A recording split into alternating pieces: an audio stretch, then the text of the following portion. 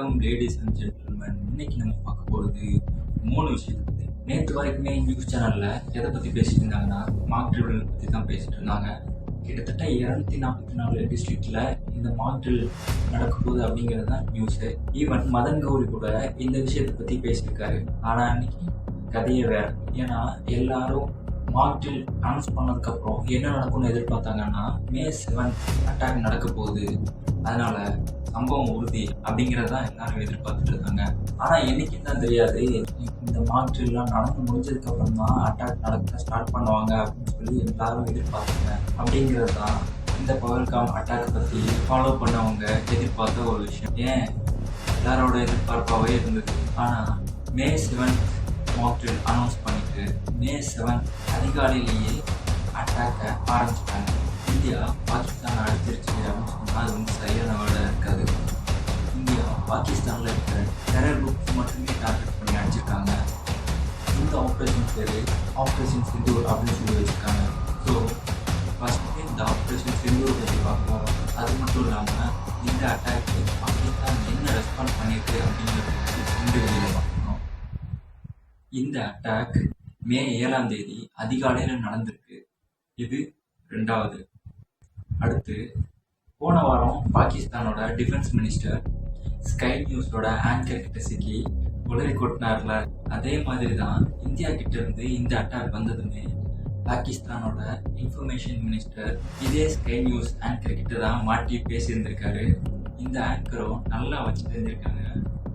இதெல்லாம் பற்றி தான் இந்த வீடியோவில் பார்க்க போகிறோம். ஸோ கடைசி வரைக்கும் வீடியோ மட்டும் பார்த்து முடிச்சிருங்க. அப்போ தான் அங்கே என்ன நடந்திருக்கு அப்படிங்கிறது இன்னும் தெளிவாக உங்களுக்கு புரியும்.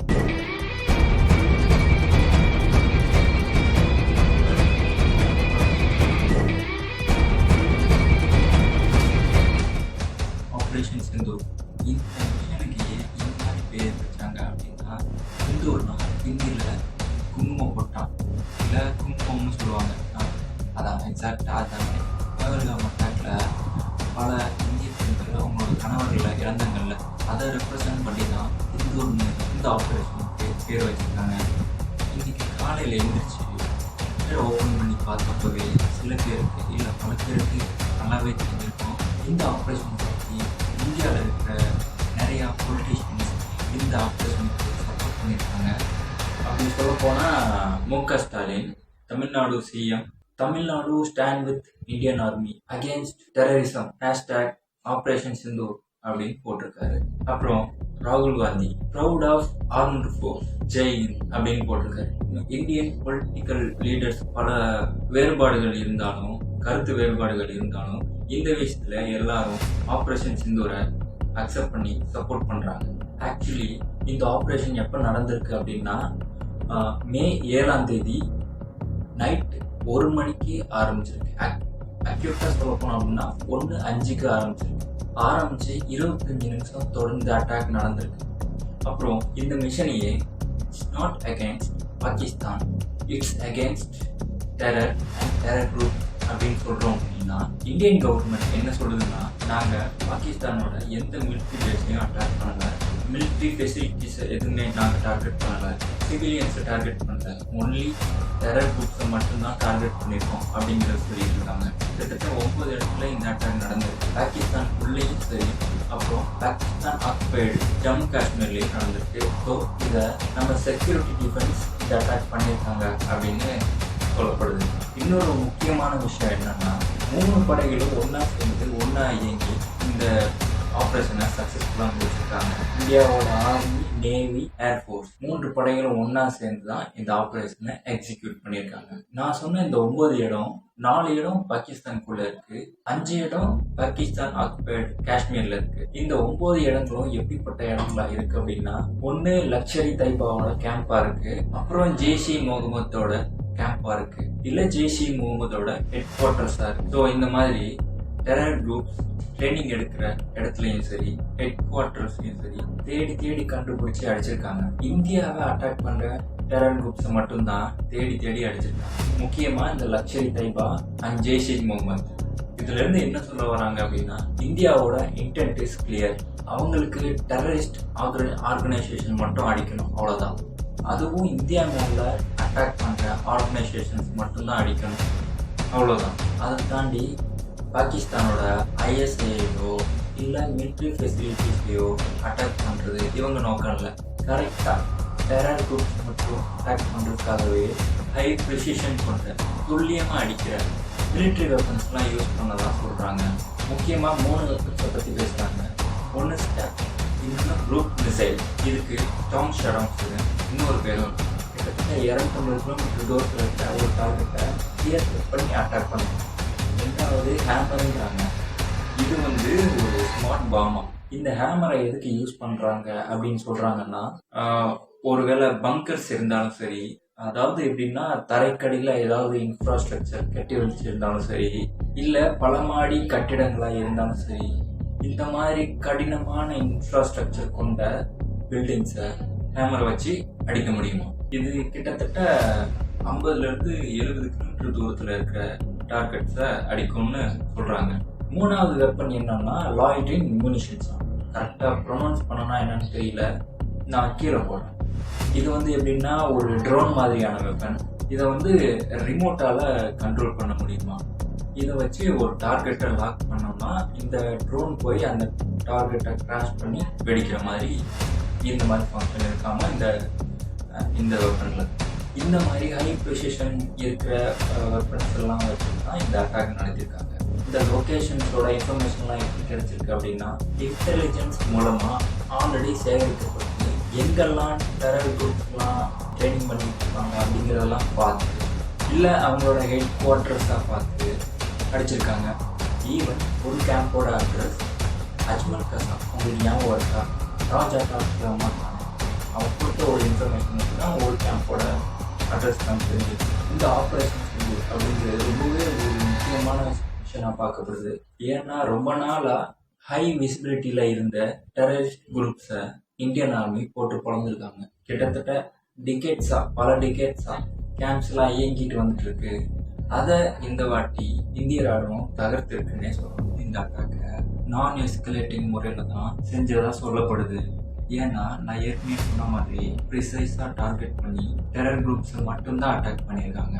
பாகிஸ்தானோட மிலிட்ரியையோ இல்லை ஐஎஸ்ஐயோ இல்லை சிவிலியன்ஸையோ அட்டாக் பண்ணல. பட் பாகிஸ்தான் கான்ட்ராக்ட் பண்றாங்க, அது வேற விஷயம். பட் இந்தியன் கவர்மெண்ட்டை பொறுத்த வரைக்கும் the attack only the terror groups. So இந்த சிந்தூர் அட்டாக்கு பாகிஸ்தான் ரெஸ்பாண்ட் பண்ணுச்சுன்னா, இந்தியாவோட சிவிலியன்ஸையோ இல்லை ஆர்மி பேஸையோ அட்டாக் பண்ணுச்சுன்னா இந்த போர் அடுத்த கட்டத்துக்கு எஸ்கலேட் ஆகுதுன்னா, இதெல்லாம் ஆப்ரேஷன் சிந்தூர் பற்றி. அப்புறம் பாகிஸ்தான் என்ன சொல்றாங்க, இந்த அட்டாக் நடந்த உடனே நைட்டோட நைட்டா பாகிஸ்தானோட இன்ஃபர்மேஷன் மினிஸ்டர் அவர் சோசியல் மீடியாவில் பேச ஆரம்பிச்சிட்டாரு.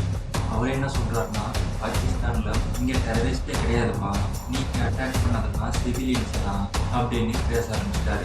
பேசினதோட மட்டும் நிறுத்தாமல் இன்டர்நேஷ்னல் சேனலான ஸ்கை நியூஸ் கிட்டேயே பேட்டிக்கு போயிருக்காரு. நான் ஏற்கனவே சொன்ன மாதிரி போன வாரம் தான் ஸ்கை நியூஸில் இருக்கிற அதே ஆங்கர் பாகிஸ்தானோட சீஃப் மினிஸ்டரை மறுத்து எடுத்தாங்க. கரெக்டாக அவங்ககிட்டயே போய் சிக்கியிருக்காரு இவரும். அங்க போயிட்டு என்ன சொல்லியிருக்காரு, நீங்க சொல்றதெல்லாம் ரொம்ப நாளைக்கு முன்னாடி 1980s நடந்தது, ஆனா இப்போ பாகிஸ்தான் அப்படி கிடையாது, நாங்கெல்லாம் திருந்திட்டோம். திருந்தினது மட்டும் இல்லாம முதல் வரிசையில் நின்று டெரரிஸ்டுக்கு எதிராக போராட்டம் பண்ணோம், உலக அமைதிக்காக போராடுறோம். இப்போ பாகிஸ்தான்ல ஏதுப்பா டெரர் கேம்ப் அப்படின்னு தான் பேசியிருக்காரு. Let me make it very clear, there are no terrorist camps in Pakistan. Pakistan is a victim of terrorism. We are fighting the terrorists in our western regions, on our western borders. On my program just a week ago, your Defence Minister Khwaja Asif admitted that Pakistan has for decades had a policy of funding, backing and using terrorist groups as proxies in the country. In fact, in 2018, President Donald Trump cut military aid to Pakistan because he accused Pakistan of playing a double game. So when you say there are no terrorist camps in Pakistan, that is going against what General Pervez Musharraf has said, what Benazir Bhutto has said, what your defence minister said just a week ago. In fact, what Bilawal Bhutto said to me a few days ago, he said that terrorism and funding and backing terrorist organisations has been and was part of Pakistan's history. Post 9/11, let's talk about post 9/11 scenario. And let me be very clear. Post 9/11, Pakistan was the frontline state, and we still are the frontline state in eliminating terrorism. You see, when we are the guarantors of world peace, because we are a wall between the 9/11 எப்போ நடந்துச்சு? 2001. சரி, okay. இந்த actor என்ன கேட்குறாங்கன்னா, ஏன்பா அதுக்கப்புறம் தானே Osama bin லாடனை பாகிஸ்தான்ல இருந்து பிடிச்சோம். கிட்டத்தட்ட 9-10 வருஷம் கழிச்சு தானே பிடிச்சோம். அது மட்டும் இல்லாம 2-3 வருஷத்துக்கு முன்னாடி தானே பாகிஸ்தான் கிரே லிஸ்ட்ல இருந்துச்சு. டெரரிஸ்ட் ஆர்கனைசேஷனுக்கு ஸ்டேட்டே ஃபண்ட் கொடுத்து உதவி பண்ணுது அப்படின்னு சொல்லி கிரே லிஸ்ட்ல வச்சிருந்தாங்க அப்படின்னு சொல்லி அந்த ஆக்டர் வச்சு வாங்குறாங்க.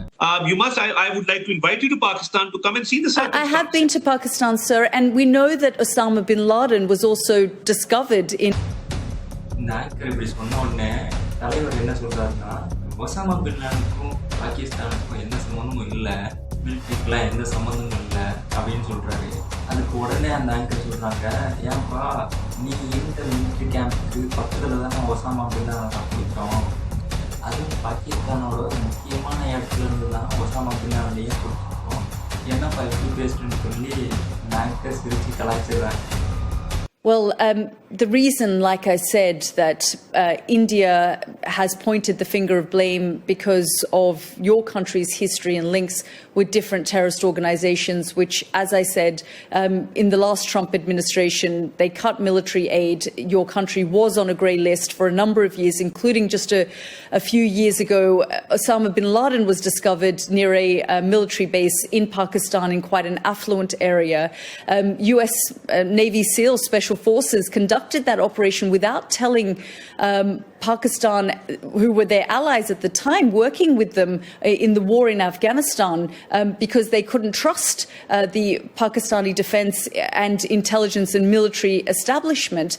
And so because of Pakistan's reputation in this area, that is why Indian officials have said, based on the information they have, they've pointed the finger of blame on Pakistan because the Resistance Front, a splinter organization linked to Lashkar-e-Taiba, which is linked to the ISI in Pakistan, is believed to be behind this attack. I deny these allegations completely, and I don't agree with your view, because we in Pakistan, our 4 generations have fought terrorists. Even now in Balochistan, in Khyber Pakhtunkhwa, we are fighting terrorists day and night. Our western region, our western borders, all over, Pakistan is facing terrorist attacks every second week. If you're talking about the history, the Soviet invasion, the Cold War between the US and the Soviet Union at that point in time, well, that was a different story. But I was talking about 2009 when Osama bin Laden was there, or 2021 when the Taliban returned to power in Afghanistan. It was with the support of Pakistan that they were able to do that. That's slightly unfair, because Osama bin Laden was not being harbored by the Pakistani authorities or the They were near a military base. I mean, you have very strong intelligence. Okay ladies and gentlemen, இந்த video so இந்த மாதிரி வீடியோஸ்லாம் கண்டினியூஸாக வேணும்னு சொன்னால் infinite brain சேனலுக்கு subscribe பண்ணிக்கோங்க. உங்கள்கிட்ட ஏதாவது தாட்ஸ் இருந்துச்சுன்னா ஷேர் பண்ணுறதுக்கு கமெண்ட்ஸ் இருக்குது, கமெண்ட் பண்ணுங்கள்.